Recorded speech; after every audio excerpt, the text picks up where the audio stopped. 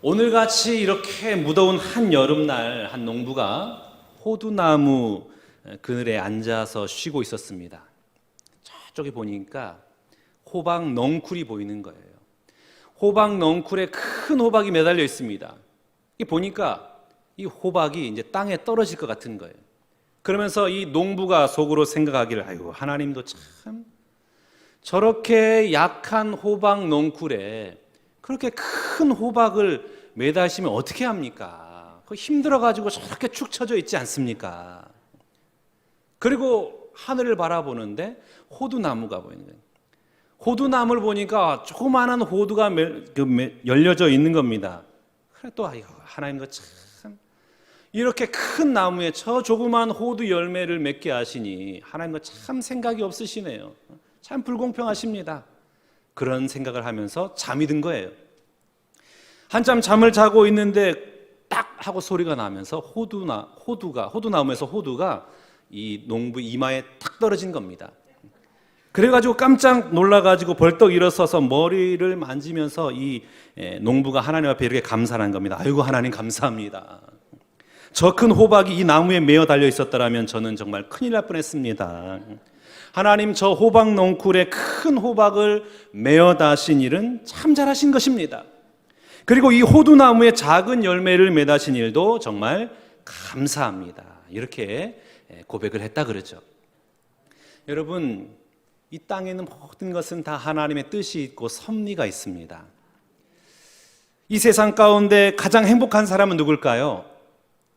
모든 상황과 환경을 뛰어넘어 감사할 줄 아는 사람입니다. 어떤 상황에서도 감사하는 거예요. 그렇다면 모든 상황과 환경을 초월하여 감사할 수 있는 사람은 누구일까요? 하나님의 본심을 깨닫는 사람은 환경과 상황을 초월해서 감사할 수 있어요. 하나님의 본심이 뭐냐? 이걸 만드신 이유가, 이걸 만나게 하신 이유가, 이런 일을 발생하게 하신 이유가 뭐냐? 하나님의 본심이 뭐냐? 이 하나님의 본심을 깨닫는 사람은 모든 상황 속에서 감사할 수 있습니다. 여러분, 하나님의 본심이 무엇일까요? 예레미야 29장 11절 말씀을 봐보겠습니다. 여호와의 말씀이니라. 너희를 향한 나의 생각을 내가 아나니 평안이요 재앙이 아니니라. 너희에게 미래와 희망을 주는 것이니라. 아멘. 하나님의 생각, 하나님의 본심은 무엇입니까? 우리에게 평안 주신다라는 거예요. 미래와 희망을 주신다라는, 이게 하나님의 본심입니다. 그러니까 나를 향한 하나님의 본심은, 아, 나에게 평안을 주기 원하시는구나, 나에게 좋은 미래와 희망을 주기 원하시는구나, 이 분명한 하나님의 그 본심을 내가 믿기만 한다면 나의 삶의 현장 가운데 어떤 일이 발생한다 할지라도 감사할 수 있는 거예요. 왜요? 하나님이 나를 향한 건 좋은 마음이거든요. 내가 잘되게 하기 위한 위함이거든요. 그래서 어떤 사람을 만나기도 하고 어떤 사건을 만나기도 하고 어떤 일을 만나기도 하는 것입니다. 우리를 향한 하나님의 마음은 분명한 거예요. 너희를 향한 나의 생각은 내가 아나니 평안이다. 미래와 희망을 주는 것이니라. 오늘 이 예배 자리에 함께 하신 우리 사랑하는 신광의 성도 여러분, 우리 모두가 이 하나님의 섭리를 믿고 모든 삶의 현장 가운데 하나님 앞에 감사를 고백하며 이 땅을 살아가는 여러분 모두가 다 되시기를 주님의 이름으로 축복합니다. 오늘 보면 1절 말씀 봐보세요. 1절 말씀도 이렇게 기록하고 있습니다. 내가 오늘 명하는 모든 명령을 너희는 지켜 행하라. 그리하면 너희가 살고 번성하고 여호와께서 너희의 조상들에게 맹세하신 땅에 들어가서 그것을 차지하리라. 아멘.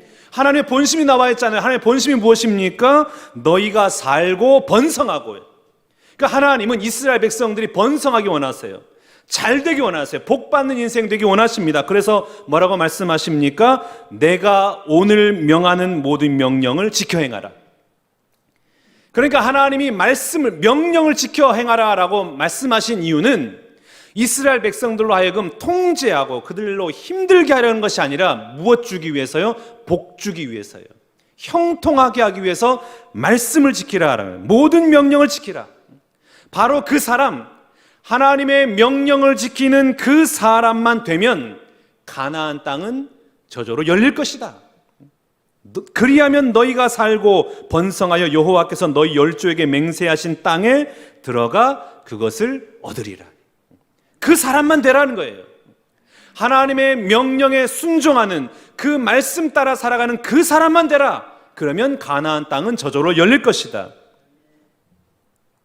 그 하나님의 명령을 행하는 사람, 순종하는 믿음의 사람이 될 때까지는 가나안 땅은 열리지 않는다라는 거예요.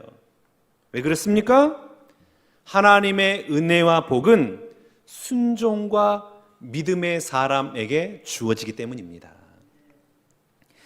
이스라엘 백성들이 애굽에서 나와가지고 가데스 바네에 도착했어요.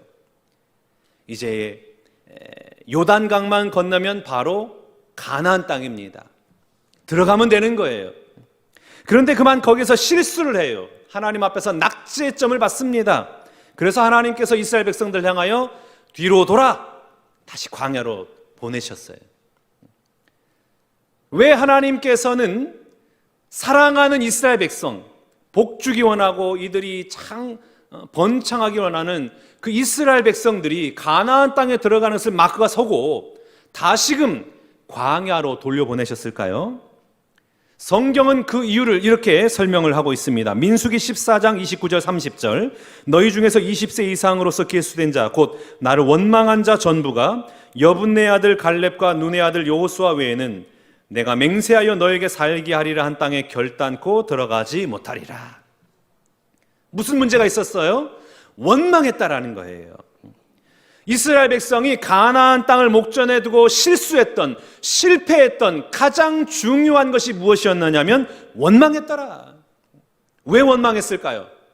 하나님이 약속했잖아요. 젖과 꿀이 흐르는 가나안 땅에 너희가 들어갈 것이다.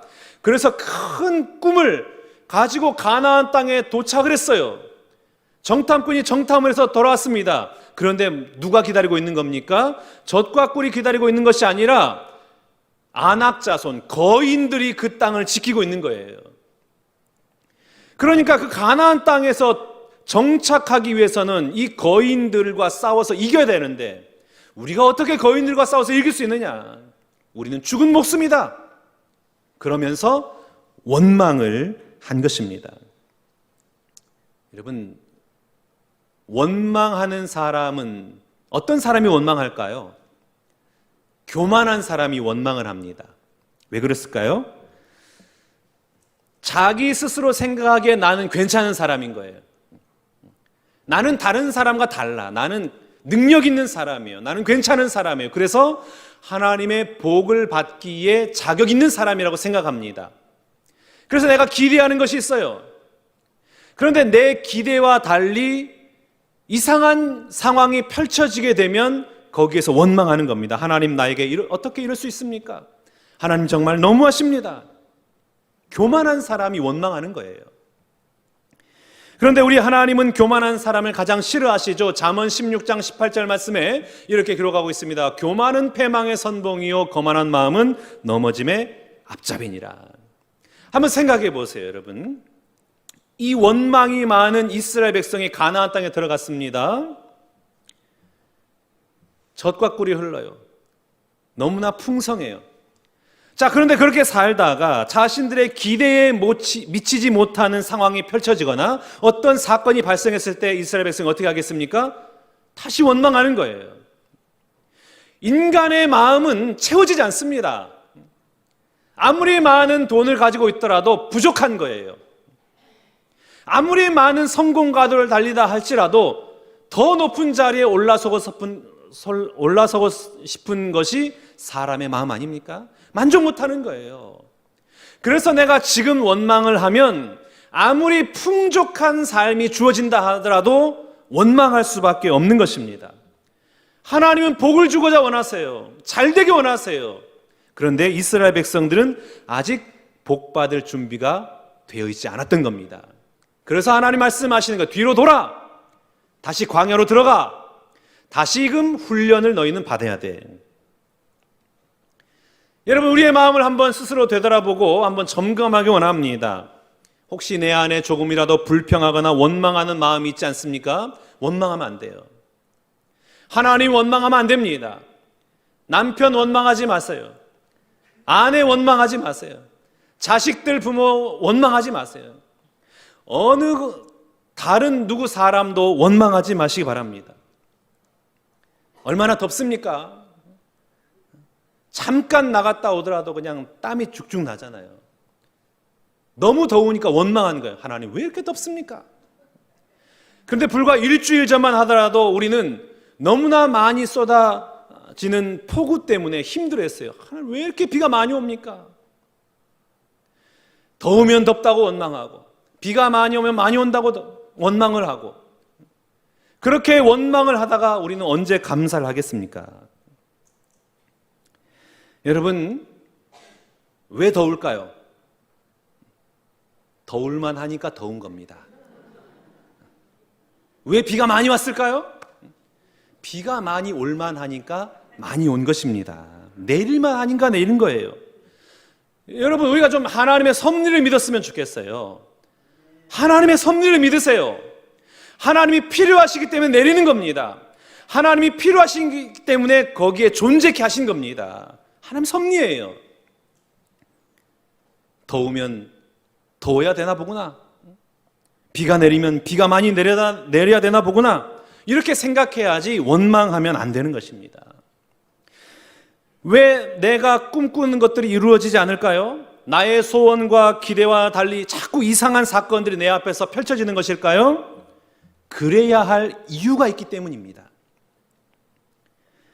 전에 생각하지 못했던 것을 생각하게 되고, 전에 느껴보지 못했던 것을 느끼게 하고, 전에 끊지 못했던 것을 끊게 하고자 하는 하나님의 비상조치인 거예요. 이놈아 이거 버려야 돼. 이놈아 이건 고쳐야 돼. 하나의 메시지인 겁니다. 그러므로 내 삶의 현장에 펼쳐지는 모든 것으로 말미암아 하나님의 메시지를 체크하는, 그 메시지를 붙드는 여러분 될 수 있길 바랍니다. 그러면 감사가 되는 거예요. 오늘 보면 5절 말씀 봐볼까요? 너는 사람이 그 아들을 징계함 같이 내 하나님 여호와께서 너를 징계하시는 줄 마음에 생각해라. 마음에 생각해라는 이 구절을 공동 번역에서는 마음에 새겨두어라 라고 번역하고 있어요. 마음에 새기래요. 그러니까 광야 생활을 통해서 마음에 새겨야 할 것들이 있다라는 것입니다. 하나님께서 사랑하시는 백성으로 말미암아 다시금 광야로 쫓아내신 이유는 너희가 마음에 새겨야 할 것들이 있다라는 거예요. 그 마음에 새겨야 할 것들이 무엇일까요? 첫 번째, 하나님만 바라보며 살아가라는 거예요. 2절 말씀 봐보겠습니다. 내 하나님 여호와께서 이 40년 동안에 내게 광야길을 걷게 하신 것을 기억하라. 이는 너를 낮추시며 너를 시험하사 내 마음이 어떠한지 그 명령을 지키는지 지키지 않는지 알려 하심이라. 너를 낮추시며, 이스라엘 백성이 광야 생활을 하면서 목이 마르니까 하나님 목마릅니다. 물 좀 주십시오. 그렇게 원망하니까 하나님이 반석에서 3m 지게 하셔요. 물을 마셨어요. 먹을 게 없습니다. 하나님 먹을 게 없습니다. 우리 굶어 죽습니다. 그랬더니 하나님께서 하늘에서 만나를 내려주신 거예요. 만나를 내려주셔서 이 만나를 먹으면서 이스라엘 백성들이 살았습니다.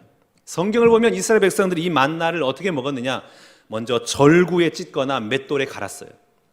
그래서 그것을 가루로 만듭니다. 이 가루를 가마에 넣어가지고 삶아요.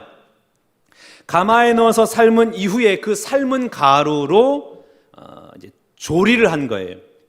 과자를 만들어 먹고, 또 때로는 전을 만들어 먹고, 떡을 만들어 먹고, 우리가 명절 때마다 또 행사할 때마다 떡 만들잖아요. 마치 그런 것처럼 이 만나를 가지고 저들이 음식을 만들어서 광야 생활 동안에 이 만나를 먹고 살았습니다.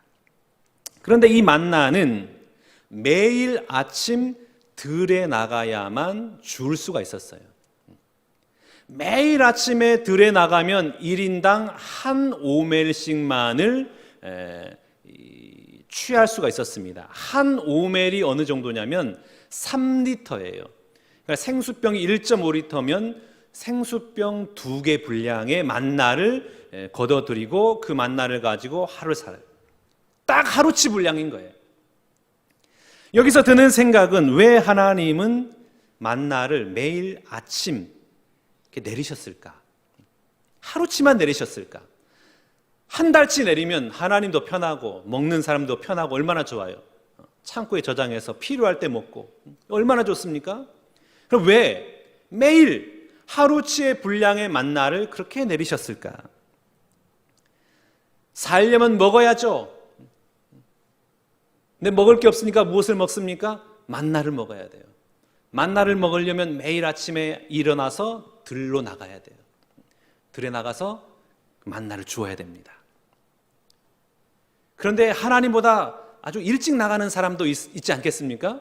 하나님 만나를 내리기 전에 일찍 나가서 만나가 없는 거예요. 그럼 어떻게 하겠습니까? 하늘을 쳐요. 하나님 언제 내리십니까? 만나 좀 내려주십시오. 또 늦잠 자가지고 늦은 사람도 있지 않겠습니까? 근데 내 만나 없으면 어떻게 하나? 하나님 제 거는 꼭 남겨두셔야 됩니다. 막 달려가가지고 그 만나를 수고하고. 매일 만나를 조그만한 분량만 내리신 이유가 무엇이었을까? 하나님만 바라보라는 거예요. 하나님 아니면 저는 죽습니다 이거예요. 하나님이 만나를 내리지 않으시면 저는 이 땅을 살아갈 수 없습니다. 하나님만 바라보는 훈련을 시킨 것입니다. 그러면서 하나님 의지하는 거예요. 그리고 하나님이 내 인생의 복이시구나라는 것을 깨닫습니다. 그래서 이스라엘 백성은 40년 동안 하나님만 바라보는 훈련을 시키신 것입니다. 서울의 연남동에 가면 연어로만이라는 가게가 있어요. 연어 음식점인데 이 연어로만은 상호명이 연어로만이지만 그 앞에 온리 지저스가 있어요. 오직 예수. 그리고 메뉴판에도 온리 지저스. 주말은 가족과 함께, 주일은 주님과 함께. 식기 도구에도 기도하는 마음으로 정성껏 준비했습니다. 컵에도 찬송 가사를 쓰고, 그리고 찬양을 틀어놓고 곳곳에 하나님의 말씀을 기록해놨어요. 이 가게가 어디에 있냐면 홍대에 있어요. 홍대. 젊은이들의 거리인 홍대. 잘 될까요? 우리가 생각했을 때에는 망할 것 같지만, 그런데 신효철 집사라는 이 젊은 기독 사업가가 이 연어로만, 온리 지저스 연어로만을 시작해서 지금은 인천 성도점을 비롯해서 전국에 7곳에 분점을 두고 미국과 일본에도 분점을 둔다 그럽니다. 이분이 판자촌 5평 집에서 6식구가 함께 살아야 할 정도로 가난했어요. 가난하다 보니까 늘 아르바이트를 한 겁니다. 음식점 서빙, 찹쌀떡 장사, 막노동, 룸사롱 웨이터, 이렇게 하다가 예수를 만난 거예요. 예수님을 인격적으로 만난 겁니다. 그리고 인생이 달라져요. 술과 담배를 끊고 예수님만 의지하면서 이 땅을 살아갑니다. 그러다가 주님의 은혜로 프랜차이즈 횟집을 오픈했는데 이 횟집이 잘 돼가지고 연간 200억 원을 돌파할 정도로 성공을 합니다. 크게 성공한 거예요. 그래서 이분이 생각이 하나님 때문에 내가 이렇게 성공했구나. 그리고 나도 어떻게 하나님 앞에 나아갈까, 하나님의 영광을 나타낼까 고민하다가 온리 지저스 연어로만 이 업체를 설립을 하게 된 겁니다. 사실 손님 중에서는 이 종교 편향 아니냐 싫어할 사람도 있고 들어가자마자 다시 나온 사람도 있다고 그럽니다. 그러면 문 닫는 것은 시간 문제지 않습니까? 더군다나 홍대 아니에요. 젊은이들의 거리. 문이 닫아야 될 것처럼 생각이 되지만 그런데 놀랍게도 지금도 지점이 늘어나고 있는 거예요. 잘 되고 있는 거예요. 왜 그럴까요? 하나님만을 의지하는 자는 우리 하나님께서 지켜주시기 때문입니다. 오늘 보면 4절 말씀을 한번 봐볼까요? 4절에 이렇게 기록하고 있습니다. 이 40년 동안에 내 의복이 헤어지지 아니하였고 내 발이 부르트지 아니하였느니라. 40년 동안에 먹을 것이 없어요. 입을 것이 없어요. 잠잘 곳이 없어요. 그러면 죽어야 되죠. 그런데 40년 동안에 의복이 헤어지지 않고 발이 부르트지 아니하였대요. 굶어서 죽은 사람이 단 한 명도 없습니다. 추워서 죽은 사람이 단 한 명도 없습니다. 왜 그렇습니까? 하나님만 바라보는 거예요. 하나님만 의지하는 거예요. 오직 예수예요. Only Jesus. 주님만이 나의 소망이십니다. 주님만이 나의 전부이십니다. 이 믿음으로 걸어갔더니 40년 동안 하나님께서 은혜를 베풀어 주신 것입니다. 사랑하는 여러분, 우리 하나님은 우리에게 은혜와 복을 주기 원하십니다. 그런데 겸손의 사람, 순종의 사람, 오직 하나님만 붙드는 그 사람에게 은혜와 복을 허락해 주십니다. 오직 겸손함으로 순종함으로 하나님만이 나의 소망이요 주님만이 나의 전부이십니다. 이 믿음으로 하나님만 바라보며 이 땅을 살아가는 여러분 모두가 다 되시기를 주님의 이름으로 축복합니다. 두 번째, 광야 생활을 하게 하신 이유는 무엇이냐면 오직 말씀의 능력으로 살아가라. 3절 말씀 봐볼까요? 너를 낮추시며 너를 줄이게 하시며 또 너도 알지 못하며 내 조상들도 알지 못하던 만나를 내게 먹이신 것은 사람이 떡으로만 살 것이 아니요 여호와의 입에서 나오는 모든 말씀으로 사는 줄을 내가 알게 하려 하심이니라. 아멘. 하나님은 이스라엘 백성을 40년 동안 훈련시키셨습니다. 낮추시고 겸손케 하시고 철저하게 훈련시키신 것입니다. 조상들이 알지도 먹지도 못한 만나를 내리셔서 40년 동안 그들을 먹이셨어요. 의복이 헤어지지 않고 발이 부르뜨지 않도록 해주셨습니다. 왜요? 무엇을 가르치기 위해서요? 사람이 떡으로만 사는 것이 아니라 하나님의 입에서 나오는 모든 말씀으로 산다라는 것을 가르쳐주기 위함입니다. 말씀으로 살아간다라는 거예요. 그래서 오늘 보면 6절에서도 이렇게 기록하고 있습니다. 내 하나님 여호와의 명령을 지켜 그의 길을 따라가며 그를 경외할지니라. 하나님이 원하시는 거 있어요. 그게 무엇이냐면 하나님의 말씀 붙들고 하나님의 명령 붙들고 그 말씀의 능력으로 이 땅을 살아가는 겁니다. 그래서 광야길은 훈련길인 거예요. 말씀 붙드는 훈련의 길입니다. 철저하게 사람의 소리에 귀를 닫고 하나님의 말씀에 귀를 기울이는 훈련이 바로 광야 훈련인 거예요. 하나님의 말씀을 신뢰하고 그 말씀을 살아갈 때에 하나님의 은혜와 복이 임했다라는 것입니다. 말씀을 붙들면 승리했고 말씀을 멀리하면 실패했어요. 말씀을 가까이 하면 은혜가 임했고 말씀을 외면하면 여지없이 넘어지고 말았던 것입니다. 히브리서 4장 12절 말씀 봐볼까요? 우리 한 목소리로 하나님의 말씀 히브리서 4장 12절 말씀을 봉독합니다. 하나님의 말씀은 살아있고 활력이 있어 좌우의 날선 어떤 검보다도 예리하여 혼과 영과 및 관절과 골수를 찔러 쪼개기까지 하며 또 마음의 생각과 뜻을 판단하나니. 아멘. 하나님의 말씀은 능력이 있어요. 그러니까 그 말씀 붙들라고 우리 하나님이 명령하신 겁니다. 여러분, 힘들고 어려운 문제에 직면해 있습니까? 도무지 내가 감당하지 못하겠다라는 그런 일들이 있습니까? 그러면 하나님의 말씀을 펴세요. 그 말씀 안에 모든 인생의 해결책들이 다 기록되어 있습니다. 닭장에 아빠 닭과 이 병아리가 아침밥을 먹고 있었어요. 그러다가 이 병아리가 아빠 닭에게 물어봅니다. 아빠, 우리는 턱에 멋진 벼슬이 있는데 그 이유가 뭐예요? 그건 적들에게 우리의 위험을 과시하기 위해서 있는 거란다. 그렇군요. 그럼 우리 주둥이는 왜 이렇게 뾰족하고 날카로웠나요? 그건 이 주둥이로 적들을 무자비하게 공격해서 혼내주기 위해서지. 그렇군요. 그럼 우리 목소리는 왜 이렇게 큰가요? 그건 적들의 기선을 제압하기 위해서란다. 아빠 닭이 그 용기 있는 말을 병아리에게 막 들려주는 거예요. 그 아빠의 그 설명을 듣던 이 병아리가 잠잠히 생각하다가 이렇게 묻습니다. 아빠, 그런데 궁금한 게 하나 있어요. 그게 뭐니? 아빠 말대로 하면 우리는 강하고 힘이 센 것이 틀림없는데 그렇게 강하고 힘센 우리가 왜 지금 닭장 안에서 살고 있나요? 이렇게 물어봤다라는 거예요. 여러분, 그리스도인은 하나님의 능력의 말씀이 주어졌어요.